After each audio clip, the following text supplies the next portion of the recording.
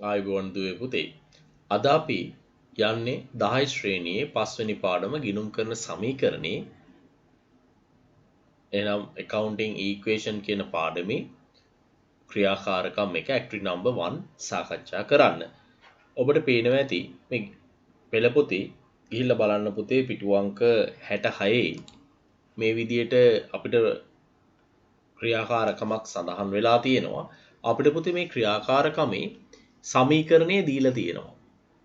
අපිට තියෙන්නේ මේ සමීකරණයේ ආශ්‍රයෙන් ගනුදෙනු හඳුනා ගන්න. ඒ කියන්නේ ගනුදෙනු සටහන් කරන්න තමයි තියෙන්නේ. මේ වගේ ගානක් අපි කරනකොට මුලින්ම අපි ඊටාම පරීක්ෂාකාරීව මේ සමීකරණයේ දිහා accounting equation එක දිහා බලන්න ඕන. මේකේ පුතේ ආරම්භක ශේෂයන් තියෙනවා, opening balances ටිකක් තියෙනවා. ඒකේ meaning එක තමයි මේ business එක ongoing business එකක්. දැනට පවත්වාගෙන යන business එකක්. එහෙනම් අපිට ඒ ටික මේ ආරම්භක ශේෂිනුත් අපිට මේ විදියට දක්වන්න පුළුවන්. අපිට දක්වන්න පුළුවන් පුතේ මේ විදියට දිනෙත් සමග අපිට කියන්න පුළුවන් මෙම ව්‍යාපාරයේ මෝටර රථ ලක්ෂ 5කුත්, තොගයේ ලක්ෂ 2කුත්, මුදල් ලක්ෂ 2කුත්, හිමිකම ලක්ෂ 7කුත්, ණය හිමියෝ ලක්ෂ 2කුත් ඇති බව අපිට සඳහන් කරන්න පුළුවන්. ඒ කියන්නේ අපි ඉංග්‍රීසියෙන් සඳහන් කරනවා නම් motor vehicle 500,000 තියෙනවා පුතේ, stock 200,000 තියෙනවා, cash 200,000 තියෙනවා, stock එක 200,000, cash 200,000, equity එක තියෙනවා පුතේ 700,000, the creditors 200,000. අපිට ඊට පස්සේ තියෙනවා පුතේ අප්‍රේල් මාසේ 3 වෙනිදා asset of cash increase, මුදල් වත්කම වැඩි වෙලා තියෙනවා, හිමිකමත් වැඩි වෙලා තියෙනවා. ඔබට පුළුවන් මේම ගනුදෙනුව හඳුනා ගන්න පුතේ මුදල් වත්කම වැඩි වෙන්නත් හිමිකම වැඩි වෙන්නත් බලපාන එක කාරණාවයි. ඒ තමයි අයිතිකරු ප්‍රාග්ධනය යොදවලා තියෙනවා ලක්ෂ 3ක්, invested 300,000 capital. ඊට පස්සේ තියෙනවා පුතේ 5 වෙනිදා බාණ්ඩ තොගයේ රුපියල් ලක්ෂයකින් වැඩි වෙලා තියෙනවා. ඒ වගේම ණය හිමියෝ ලක්ෂයකින් වැඩි වෙලා තියෙනවා. ඒ කියන්නේ පුතේ අපි බාණ්ඩ තොගයක් ණය පදනම මත අරන් තියෙනවා purchase goods at 100,000 on credit basis. ඊගාව එක තියෙනවා පුතේ 4.8 මුදල් වත්කම අඩු වෙලා තියෙනවා 50,000කින්, cash decrease by 50,000. ණය හිමියෝ අඩු වෙලා තියෙනවා පුතේ 50,000කින්, creditors decrease by 50,000. එනම් පුතේ මුදල් අඩු වෙන්නත් ණය හිමියෝ creditors අඩු වෙන්නත් හේතු වෙන්නේ ණය හිමියන්ට රුපියල් 50,000ක් ගෙවලා තියෙනවා. paid 50,000 to creditors. ඊළඟ එක තියෙනවා පුතේ මුදල් වත්කම as cash asset එක අඩු වෙලා තියෙනවා 10,000කින්, හිමිකම අඩු වෙලා තියෙනවා 10,000කින්. ඒ අනුව අපිට මේ වගේ අවස්ථාවක කිහිපයක් හඳුනා ගන්න පුළුවන්. එකක් තමයි පුතේ වියදමක්. මේ සමීකරණයේදී අපි දන්නවා ගිණුම්කරණයේ මූලික සමීකරණය වත්කම් සමානයි හිමිකම් ධන වගකීම් කියන සමීකරණයේදී ආදායම් සහ වියදම් තීරු දෙකක් නැහැ. ඒතකොට මේ ආදායම් සහ වියදම් ආවොත් එහෙම අපි ආදායම් හිමිකමට ගැළපීමක් කරනවා, ඇඩ් කරනවා, ඉන්කම් අපි ඇඩ් කරනවා ඉක්විටි එකට, කැපිටල් එකට. ඒ වගේම එක්ස්පෙන්සස් ඉක්විටි එකකින් මයිනස් කරනවා. එහෙනම් මෙතනදී කෑෂ් මයිනස් වෙලා තියෙනවා 10,000, කැපිටල් එක මයිනස් වෙලා තියෙනවා පුතේ 10,000. අපිට මෙතනදී හඳුනා ගන්න පුළුවන් වියදමක් කිව්වා විදියට රක්ෂණ ගාස්තු සඳහා රුපියල් 10,000ක් ගෙවීම හෝ අපිට හඳුනා ගන්න පුළුවන් තවත් ගනුදෙනුවක් අයිතිකරු ව්‍යාපාරයෙන් එළියට අරගෙන රුපියල් 10,000ක් paid 10,000 for the insurance or on a withdrawal 10,000 from the business. මේ විදියට අපිට මේ ගනුදෙනු දෙකක් මේකෙදි හඳුනා ගන්න පුළුවන්. ඊළඟ එක තමයි පුතේ බාණ්ඩ තොගය අඩු වෙලා තියෙනවා 60,000කින්, ණය ගැතියෝ debtorsලා increase වෙලා තියෙනවා 100,000 වලින්, හිමිකම වැඩි වෙලා තියෙනවා පුතේ 40,000කින්. එතකොට මේ වගේ එකක් අපිට ඊටාම පැහැදිලිව හඳුනා ගන්න පුළුවන් ස්ටොක් එක අඩු වෙලා තොගය අඩු වෙලා රුපියල් 60,000කින්. ඒ කියන්නේ පුතේ අපි ව්‍යාපාරයේ සතු බාණ්ඩ තොගයක් ණයට විකුල්ලා රුපියල් ලක්ෂයකට මේ තුලින් ඇති වුණු profit එක ලාභය අපි හිමිකමට ඇඩ් කරලා තියෙනවා. sold goods which cost 60,000 at 100,000 on credit basis. මේකේ තියෙන 40,000 credit එක profit එක අපි ඇඩ් කරලා තියෙනවා හිමිකමට අපි profit එක ඇඩ් කරලා තියෙනවා. ඊළඟට පොතේ තියෙනවා මෝටර රථ 200,000 වලින් වැඩි වෙලා තියෙනවා. vehicles 200,000 වලින් increase වෙලා තියෙනවා. capital එක හිමිකම 200,000 වලින් increase වෙලා තියෙනවා. මේ ගනුදෙනුව අපිට හඳුනා ගන්න පුළුවන් අයිතිකරු තමන්ගේ පෞද්ගලික ප්‍රයෝජනය සඳහා තිබුණු මෝටර රථයක් එක්ක ව්‍යාපාරයට යෙදවීමක් කරලා තමන්ගේ පෞද්ගලික මෝටර රථයක් ව්‍යාපාරයට යෙදවීමක් කරලා රුපියල් ලක්ෂ 2ක් වටිනා අයිතිකරුගේ පෞද්ගලික මෝටර රථය ව්‍යාපාරයට යොදවලා තියෙනවා. Owner gave 200,000 worth of his private motor vehicle to the business. ඊළඟට තියෙනවා පුතේ බාණ්ඩ තොගය ස්ටොක් එක අඩු වෙලා තියෙනවා 20,000 වලින්. ඒ වගේම හිමිකමත් අඩු වෙලා තියෙනවා පුතේ 20,000 වලින්. කාරණා දෙකක් වෙන්න පුළුවන්. එකක් තමයි රුපියල් 20,000ක් වටින බාණ්ඩ තොගයක් අයිතිකරු තමන්ගේ පෞද්ගලික ප්‍රයෝජනට අරන් ගිහිල්ලා තියෙන්න පුළුවන්. එහෙම නැත්නම් පුතේ තොග හානි වෙලා තියෙන්න පුළුවන්. එක්ක ඕන withdrawal කරලා තියෙනවා 20,000 stock එකක්. or right stock loss by 20,000. ඊට පස්සේ තියෙනවා පුතේ බාණ්ඩ තොගය අඩු වෙලා තියෙනවා රුපියල් 5,000කින් හිමිකම අඩු වෙලා තියෙනවා රුපියල් 5,000කින්.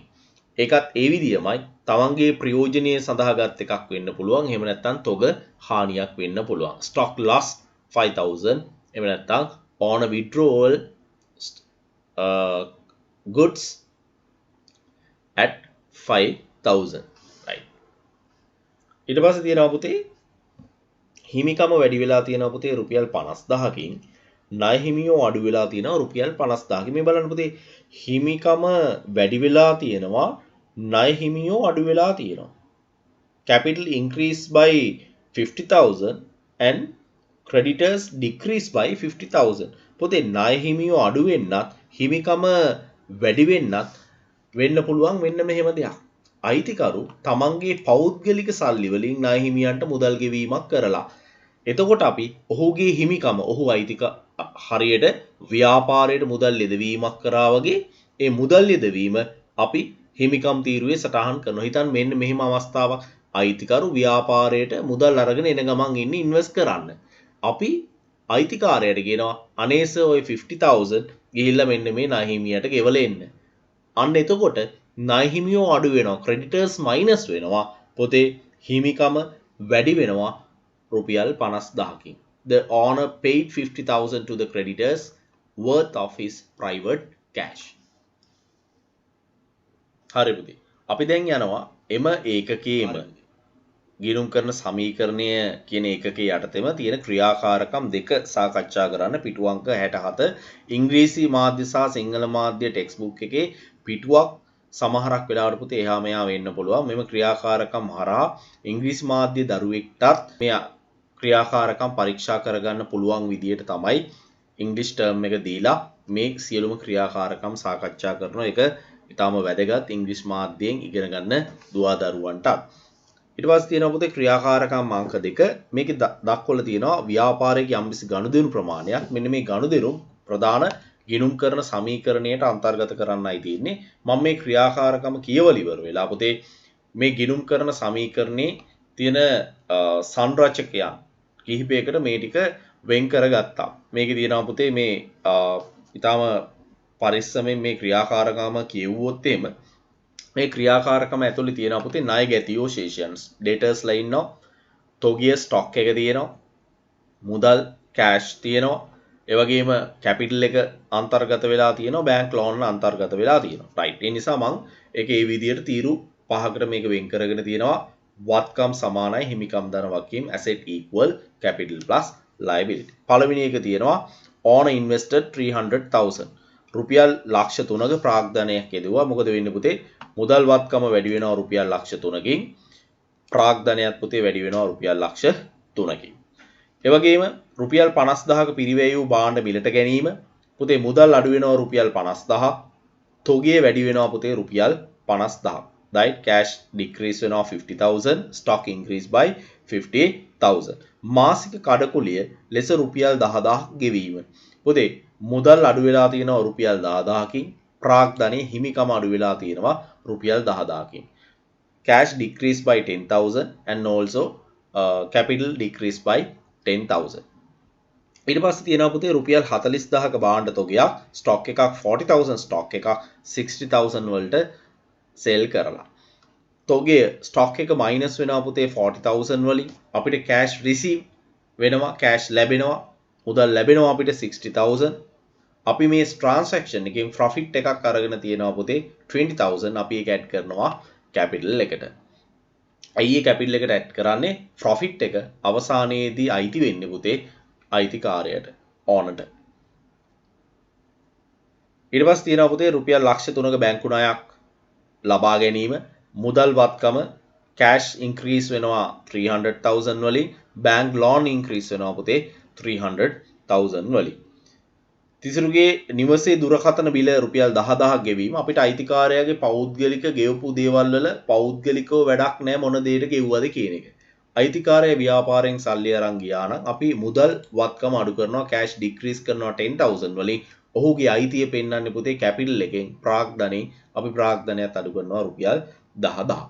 ඊට පස්සේ තියෙනවා පුතේ ණයගැතියන්ගෙන් රුපියල් 30000ක් ලැබීම ණයගැතියෝ අඩු වෙනවා ඩෙටර්ස්ලා මයිනස් වෙනවා ඒගොල්ලන්ගේ ණයගැතිභාවය අඩු වෙනවා ඩෙටර්ස් කොලම් එකේ පුතේ අඩු කරනවා රුපියල් 30000ක් ඒ වගේම අපිට කෑෂ් ලැබෙනවා රුපියල් 30000ක් මේ හැම තැනකදීම ඔයා සමීකරණය බැලුවොත් එම ඉක්වේෂන් එක හැම ගනුදෙනුවෙන් ගනුදෙනුවටම මේ ඉක්වේෂන් එක ඔයා චෙක් කරලා බැලුවොත් සමාන වෙන්න ඕන. දැන් උදාහරණයක් විදිහට මෙතන තියෙනවා -30000 රුපියල් 30000ක් මයිනස් වෙලා තියෙනවා. ඒ වගේම +30000 තියෙනවා. ඒතකොට -30000 වලට +30000 කට් ඔෆ් වෙලා ගියාම මේ පැත්තත් මේ ඉක්වේෂන් එකේ 0 අනිත් පැත්තත් 0. ඒ නිසා ඔයාලට යම්කිසි ගනුදෙනුවක ඩවුට් එකක් තියෙනවා නම් ඔයාලට මේ ඉක්වේෂන් එකේ සමීකරණේ දෙපැත්ත පරීක්ෂා කරලා බලා ගන්න පුළුවන්. ඒ වගේම තියෙනවා පුතේ ඊට පස්සේ බැංකු ණය සඳහා මාසික පොලිය ගෙව්වා කියලා රුපියල් 5000ක් කෑෂ් ඩික්‍රීස් වෙනවා 5000 වලින් මං කිව්වා මේ සමීකරණේ අපි වියදම් බලපෑම කරන්නේ ප්‍රාග්ධනයට බලපෑම කරනවා ප්‍රාග්ධනයෙන් අඩු වෙනවා රුපියල් 5000 5000 ඩික්‍රීස් වෙනවා කැපිටල් එකෙන්. ව්‍යාපාරයේ විදුලි බිල ගෙව්වා ඒකත් පුතේ මුදල් වලින් අඩු වෙනවා රුපියල් 5000ක් ප්‍රාග්ධනයෙන් අඩු වෙනවා රුපියල් 5000. දැන් ඔයාට මට චූටි පැහැදිලි කිරීමක් වෙන්න මෙතන කරන්න මම මෙන්න මෙහෙම පුංචි සමරි එකක් අරන් දෙනවා. පුතේ දැන් ඔයාට හිතෙනවා ඇති ඇයි මේ ඉක්වේෂන් එකේදී අපි මේ සමීකරණයේදී මේ ඉන්කම් ටික මේකට ඇඩ් කරන්නේ ඒ වගේම වියදම් ටික ඇයි අපි මේ සමීකරණයෙන් අඩු කරන්නේ කියලා ඔයාට පේනවා ඇති. ඔයා හිතන්න මේක ප්‍රාග්ධන තීරුව නම් මේ මම මේ පැත්තෙන් හයිලයිට් කරන ටික ප්‍රාග්ධන තීරුව නම් මේ ප්‍රාග්ධන තීරුවට පුතේ අපි ආදායම් සියල්ලක්ම ප්ලස් කරලා ඉවර වෙලා ඒ තීරුවටම වියදම් ටික මයිනස් කරාට පස්සේ මොකක්ද අවසාන ගැළපීම වෙන්නේ කියලා අපි මෙන්න මෙතන මම ඇඩ් කරපු ඒ වලින් මේ ආදායම් ටිකෙන් මේ මම කහපාට ලකුණු කරපු ආදායම් ටිකෙන් මම මේ වියදම් දෙක වෙනත් පාටක් ගන්නවා මෙන්න මේ වියදම් දෙක 35000 වියදම් ටික අඩු කරොත් එහෙම පුතේ අවසානයේදී ආදායමින් ඉන්කම් එකෙන් expenses minus කරපුවම අපිට ලැබෙන්නේ මොකද්ද පුතේ profit එක. එහෙනම් automatically මේ ප්‍රාග්ධන තීරුවේ මෙන්න මේ කියන්නේ ලාභය ව්‍යාපාරයේ ලාභය profit එක automatically මෙතනද ගැලපිලා තියෙනවා. මේ සමීකරණය නම් අපිට අවසාන ශේෂයන් ලබා ගන්න කියලා නැහැ. අයිතමයන් වල බලපෑම විතරයි දක්වන්න කියලා තියෙන්නේ. නමුත් මම ඔයාට මේ සමීකරණය අපි අවසාන ශේෂයක් දක්වලා තියෙනවා. බලන්න ණයගැතියෝන්ගේ ආරම්භක ශේෂයන් දීලා නැහැ. ඒ නිසා ආරම්භක ශේෂයක් නැහැ. ප්ලස් මාක් එකක් නැහැ. ඊට පස්සේ මයිනස් වෙලා තියෙනවා 30000. සාමාන්‍යයෙන් එහෙම වෙන්න බෑ. අනිවාර්යයෙන්ම ආරම්භක ශේෂයක් තියෙන්න ඕන. ඒතකොට මේ ගානේ අපිට එහෙම ආරම්භක ශේෂයක් දීලා නැහැ. කොහොම වුණත් එතකොට ණයගැති ගිණුමේ ණයගැති තීරුවේ අපිට මයිනස් ඍණ 30000ක් එනවා. ඒ වගේම තොගේ සම්පූර්ණයෙන්ම එකතු කිරීම වල එකතුව ප්ලස් මාක්ස් වල එකතුව 50000 වෙනවා පුතේ. මයිනස් ඒව වෙනවා 40000. ක්ලෝසින් බැලන්ස් එක වාගේ එනවා 10000. කෑෂ් වල මුදල් වල 690000 6,90,000ක් එනවා. මයිනස් බැලන්සස් ටික ටෝටල් කරපුවම 80000 එනවා. ලාස්ට් ආන්සර් එක විදියට 610,000 6,10,000ක් ඇවිල්ලා තියෙනවා. ඒතකොට මේ ටික එකතු කරලා ගත්තට පස්සේ පුතේ වත්කම් පැත්තේ ඇසෙට් පැත්තේ ටෝටල් එක ඇවිල්ලා තියෙනවා 590,000 5,90,000ක්. ඒ වගේම ප්‍රාග්ධන තීරුවත් ඒ විදිහට ගැලපීම් කරලා බැංකු ණය තීරුවත් ඒ විදිහට ගැලපීම් කරලා බැලුවම ඒ පැත්තේ 5,90,000ක් 590,000 ඇවිල්ලා තියෙනවා. ඒ අනුව අපේ ඉක්වේෂන් එක සමාන වෙලා තියෙනවා. එහෙනම් මේ ආකාරයට ඔයාගේ ගිණුම් කරන සමීකරණයේ ක්‍රියාකාරකම් දෙකත් ඊටම ක්‍රමවත් ආකාරයෙන් ඔයාට කරන්න පුළුවන්. එතකොට මෙන්න මෙතනදී මම මේ සිදු කරලා තියෙන එකතු කිරීමේ ක්‍රමවේදය මුලින්ම එකතු කිරීම ටිකක් ඊට පස්සේ අඩු කිරීම ටිකත් මයිනස් ටිකත් ඊට පස්සේ ෆයිනල් බැලන්ස් එකත් ගැනීමේ ක්‍රමය වඩාත් උචිතයි මම ඔයාලට යෝජනා කරන ගොඩක් වෙලාවට ඔයාගේ පාසලේ ටෙක්ස්ට් බුක් එකේ තියෙන්නේ මෙන්න මේක විතරයි. ඒතකොට කොහේ වෙන තැනක ඔයාලට ප්ලස් ටික එකතු කරලා නැවත මයිනස් ටික එකතු කරලා ඒකෙන් අඩු කරලා තමයි මේ බැලන්සර්ස් ටික ගන්න වෙන්නේ. ඒ නිසා මම යෝජනා කරනවා එතනම ප්ලසස් මාක්ස් ටික අරගෙන ඊට පස්සේ මයිනස් ටික අරගෙන ක්ලෝසින් බැලන්ස් එක ගන්න අරගෙන අවසාන ශේෂය ගන්න පුළුවන් නම් වඩා කාලෝචිතයි කියලා මට වාට කියන්න පුළුවන්. ඒ අනුව පුතේ අපි ක්‍රියාකාරකම් දෙක අවසන් වෙනවා. හරි දුවේ පුතේ අපි යනවා එම ඒකකයේම අභ්‍යාසංක ක්‍රියාකාරකම් 3 සාකච්ඡා කරන්න. ඔයාලට මතක ඇති මේව පාඩමේදී ඔබගේ ගුරුවරු කතා කරා එක තැනකදී විශේෂයෙන්ම මේ හිමිකම වෙනස් වන අවස්ථා right equity එක change වෙන්න පුළුවන් අවස්ථා කීපයක් ගැන කතා කරලා තියෙනවා. එකක් තමයි පුතේ ව්‍යාපාරයේ ආරම්භක ප්‍රාග්ධනයක් තියෙන opening capital එකක් තියෙනවා. මේ opening capital එක පස්සේ සමහරක් වෙලාවට අයිතිකාරයෝ අතරමැද මුදල් යෙදවීම කරන්න පුළුවන්. additional capital invest කරන්න පුළුවන්. එහෙනම් additional capital invest කරාට පස්සේ opening capital එක මොනවා වෙනවද පුතේ increase වෙනවා. ඒ වගේම ඒ අදාළ කාල පරිච්ඡේදය ඇතුලේ period එක ඇතුලේ ව්‍යාපාරයේ ආදායම් ලබනවා වෙන්න පුළුවන්. එහෙනම් ඒ ආදායම් මේ ආරම්භක ප්‍රාග්ධනයට මොනවා වෙන්න ඕන පුතේ එකතු වෙන්න ඕන. ඇත්තටම ආරම්භක ප්‍රාග්ධනයට එකතු වෙන්නේ ආදායම් මං කිව්වා හිමිකම වැඩි වීමට හේතු වෙන නිසා. ඒ වගේම ඊට පස්සේ මේ ටිකේ ශේෂයේ අවසාන ශේෂය අරගෙන අපි එතනින් අඩු කරනවා පුතේ වියදම්. විශේෂම ව්‍යාපාරේ අපි ගත්තොත් එහෙම ව්‍යාපාරේ තියෙන වියදම් පුතේ අපි එතනින් අඩු කරනවා. විශේෂම ආදායම් එකතු කරලා ගත්තට පස්සේ අපි එතනින් අඩු කරනවා ව්‍යාපාරයේ වියදම් ටික අඩු කරනවා. ඒ වගේම අයිතිකරුගේ අදාළ කාල පරිච්ඡේදය තුල තියෙන ගැනිලි drawings තියෙනවා නම් ඒ drawings උත් අපි ඒ කාල පරිච්ඡේදයෙන් ගත්ත drawings අඩු කරනවා. right අපි බලමු මේ ගාන පොතේ අපිට ආරම්භක ප්‍රාග්ධනයේ opening capital දීලා තියෙනවා 415,000 4,15,000. ඒ වගේම අපි ඒක additional capital investments එකක් දීලා තියෙනවා 50,000. අමතර ප්‍රාග්ධන යෙදවීම් දීලා තියෙනවා 50,000ක්. ඒ වගේම ආදායම් මේ ව්‍යාපාරයේ ඇතුලේ අදාළ කාල පරිච්ඡේදයේ 2,10,300ක් 210,300 ලැබිලා තියෙනවා. ඒ ටික එකතු කරාට පස්සේ අපිට ඇවිල්ලා තියෙනවා 6,75,300ක් 675,300. අපි ඒකෙන් අඩු කරනවා පුතේ වියදම් සහ අයිතිකරුගේ ගැනිලි. මේ ගානේ අයිතිකාරයා ඒ අදාළ කාල පරිච්ඡේදය තුල ගැනිලි කරලා නැහැ. drawings කරලා නැහැ නිසා අපි 0 කරනවා එතන. වියදම් තියෙනවා පුතේ 1,22,000ක් වියදම් තියෙනවා. එතකොට මුළු අඩු කිරීම ප්‍රමාණය total minus කරන්න තියෙන ප්‍රමාණය අපිට එනවා පුතේ 1,22,000ක්. එතකොට ව්‍යාපාරයේ ආරම්භක ප්‍රාග්ධනයට අමතර ආදායම් ඒ වගේම අමතර ප්‍රාග්ධන එකතු කරාට පස්සේ 6,75,300න් අපි මේ 1,22,000 අඩු කරාට පස්සේ අපිට capital එක ලැබෙනවා.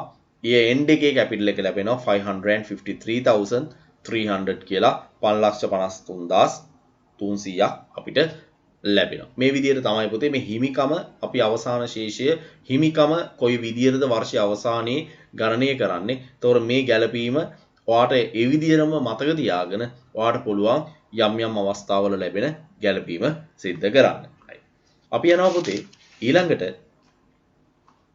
ක්‍රියාකාරකම් 4ට. අපි යනවා පුතේ ඊළඟට ක්‍රියාකාරකම් 4. බලන්න තියෙනවා ක්‍රියාකාරකම් 4 යටතේ අපිට තියෙනවා පුතේ ව්‍යාපාරයක සිදු ගනුදෙනු කිහිපයක බලපෑම ගිණුම් කරන සමීකරණයේ අනුසාරයෙන් දක්වලා තියෙනවා.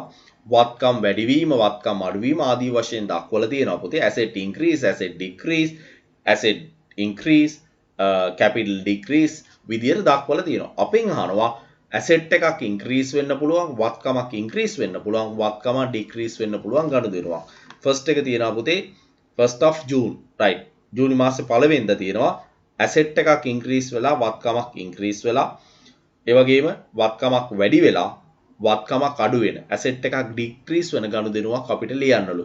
රුපියල් ලක්ෂයක් ගෙවා උපකරණ මිලදී ගැනීම. ඕනම වත්කමක් මිලදී ගත්තම පුතේ ව්‍යාපාරයේ සල්ලි වලින් ව්‍යාපාරයේ වත්කම වැඩි වෙනවා.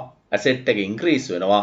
ඒ වගේම කෑෂ් ඇසෙට් එක ඩික්‍රීස් වෙනවා. ඒ වගේම ණයගැතියන්ගෙන් සල්ලි ලැබුණොත් cash received from debtors ණයගැතියන්ගෙන් සල්ලි ලැබුණොත් පුතේ cash increase වෙනවා debtors ලා decrease වෙනවා. එහෙනම් ওই ගනුදෙනු දෙක අපිට දක්වන්න පුළුවන්. ඒ වගේම ජූනි 2 වෙනිදා තියෙනවා පුතේ වත්කමක් අඩු වෙලා හිමිකමක් අඩු වෙන්න පුළුවන් ගනුදෙනුවක් ලියන්න කියලා. පුතේ වත්කමක් අඩු වෙලා හිමිකමක් අඩු වෙන්න පුළුවන් ගනුදෙනුවක් තමයි එක්ක අයිතිකරුගේ ගැනලි on withdrawals 10000. එහෙම නැත්නම් 1000. ඒ වගේම රක්ෂණ ගාස්තු ගෙවුවා ඕනම වියදමක් ගෙවුවට පස්සේ අන්න මේ සමීකරණයේදී වත්කමක් අඩු වෙලා ඒක හිමිකමට අඩු වෙන්න බලපානවා. ඇසෙට් එකක් ඩික්‍රීස් වෙලා කැපිටල් එකක් ඩික්‍රීස් වෙන්න බලපානවා. ඊට පස්සේ තියෙන පුතේ ජූනි 3 වෙනිදා වත්කමක් වැඩි වෙලා තියෙනවා වගකීමකුත් වැඩි වෙලා තියෙනවා. ඊටාම පැහැදිලිවම වත්කමක් වැඩි වෙන්නත් ඇසෙට් එකක් ඉන්ක්‍රීස් වෙන්නත් ලයබිලිටි එකක් ඉන්ක්‍රීස් වෙන්නත් හේතු වෙන්නේ අපි බැංකු ණයක් ලබාගෙන obtain bank loan 200,000. ඊට පස්සේ තියෙනවා පුතේ වත්කමක් වැඩි වෙලා හිමිකමක් වැඩි වෙන ඒවා. අවස්ථා කිහිපයක් දක්වන්න පුළුවන්. එකක් තමයි additional capital invested. ප්‍රාග්ධනයේ අමතර යෙදවීමක් කරලා තියෙන්න පුළුවන්. එහෙම නැත්නම් පුතේ රුපියල් 60000ක 50000ක ආදායමක් ලැබිලා තියෙන්න පුළුවන්. income received 60000. ඊට පස්සේ තියෙනවා පුතේ ජූනි 5 වෙනිදා වත්කමක් අඩු වෙලා තියෙනවා. ඇසෙට් එකක් ඩික්‍රීස් වෙලා තියෙනවා. වගකීමක් ඩික්‍රීස් වෙලා තියෙනවා. පුතේ ඇසෙට් එකක් ඩික්‍රීස් වෙන්නත් liability එකක් ඩික්‍රීස් වෙන්නත් රීසන් එක තමයි අපි බැංකු ණය ගෙවලා රුපියල් 30000ක් settle 30000 of bank loan. මෙන්න මේ විදිහට පුතේ ඔයාගේ ක්‍රියාකාරකම් හතර ඊටාම පැහැදිලිව ඔයා සිදු කරලා ඉවරලා පරීක්ෂා කර ගැනීමේ හැකියාවක් මෙම ක්‍රියාදාමයේ ඔස්සේ ඔයාට සැලසීලා තියෙනවා. ඒ නිසා ඔයා මේ ටික කරලා ඊටාම පැහැදිලිව පරීක්ෂා කරගන්න ඊටාම වැදගත්. ඔයා මේ ඇක්ටිවිටීස් ටික කරලයි ඔයා පරීක්ෂා කරගත යුත්තේ. එහෙම නැතුව සර්ත් එක්ක මේක කරන්න සූදානම් වෙන්න එපා. මොකද ඔයාගේ ගුරුවරු කියලා දුන්න විදියට මේ ඇක්ටිවිටීස් ටික කරලා පරීක්ෂා කර ගන්න. රයිට්. මේ විදියට අපි කරපු ඇක්ටිවිටීස් ටික ක්‍රියාකාරකම් ටික මේ විදියට ක්‍රියාකාරකම් ටික දක්වන්න පුළුවන්. පළවෙනි ක්‍රියාකාරකම මේ විදියට අපි සිදු කරා.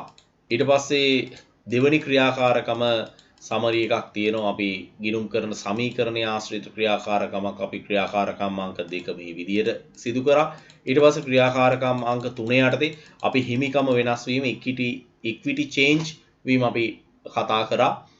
ඊට පස්සේ හතරවෙනි ක්‍රියාකාරකම යටතේ විශේෂම වත්කම් හිමිකම් වගකීම් ආදායම් මේවා වැඩිවීම අඩුවීම දක්වලා තියෙන ඒවලට අපි ගනුදෙනු transaction සටහන් කිරීමක් කරා. ඒතකොට ඔයගලන්ට අවශ්‍ය නම් මෙන්න මේ කරපු ක්‍රියාකාරකම් වල PDF එක ලබා ගැනීම සඳහා ඔබට පුළුවන් ඔබේ නම සඳහන් කරලා මගේ මේ පාඨමාලාව වීඩියෝ එක අවසානයේ තියෙන ෆෝන් නම්බර් එකට ටෙක්ස්ට් එකක් එවුවොත් ඔයාට මේ PDF එක ලබා ගැනීමේ හැකියාවක් තියෙන ඕනම පාඩමක පාඩමේ නම සටහන් කරලා මට SMS එකක් WhatsApp වලින් එතකොට මට පුළුවන් ඔයාට මේ PDF එක එවන්න පුතේ. මේ විදිහට ඔයාට වාගේ පිළිතුරු පරීක්ෂා කරගන්න පුළුවන්. අපි එහෙනම් පුතේ ඊළඟ පාඩමෙන් නැවත හමු වෙමු.